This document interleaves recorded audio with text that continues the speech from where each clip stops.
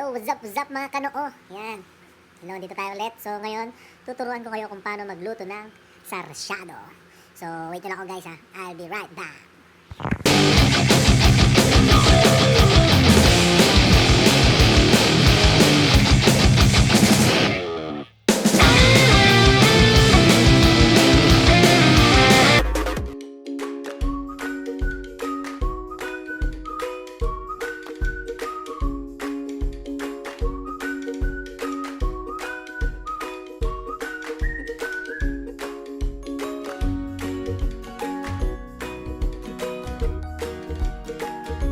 So yun guys, tapos na tayo magprito.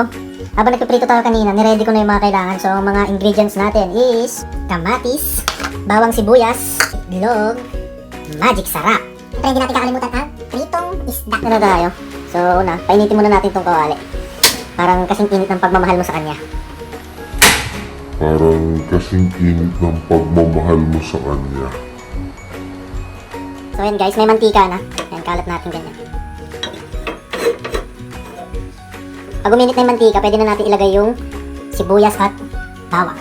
Mas mainit na yung mantika, so ilalagay na natin tong sibuyas at bawang. Hintay lang natin maluto tong sibuyas para mailagay na natin yung kamatis. Medyo naluluto na.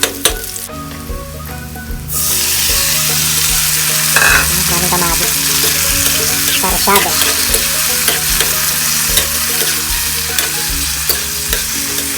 Hintayin natin siya maluto bago natin ilagay yung itlog. Guys, malapit na maluto yung kamatis. Kung nilagyan ng tubig yan ha.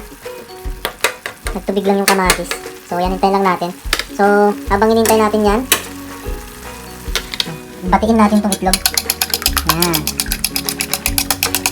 Na guys, luto na. Bago natin lagyan ng itlog, lagyan muna natin ng pampalasa. Magic sarap. All in one. Oh. Lagyan na natin ng magic sarap. So ilalagay na natin tong itlog. Ikalat mo siyang ganyan. Yan, saidin niyo po para hindi sayang. Bango.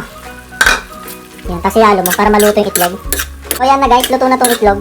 Yan, pwede na natin ilagay yung isda. Lagyan na natin isda. O yan na guys, nalagay ko na isda. Yan, malapit na matapos ang ating sarsyado. Takpan lang natin. After 1 minute, pwede na yung ating sarsyado. So yan na nga guys, tapos ang ating sarsyado. Yan. So kung nakatulong, so please subscribe to my channel and more videos to come. Go, peace out.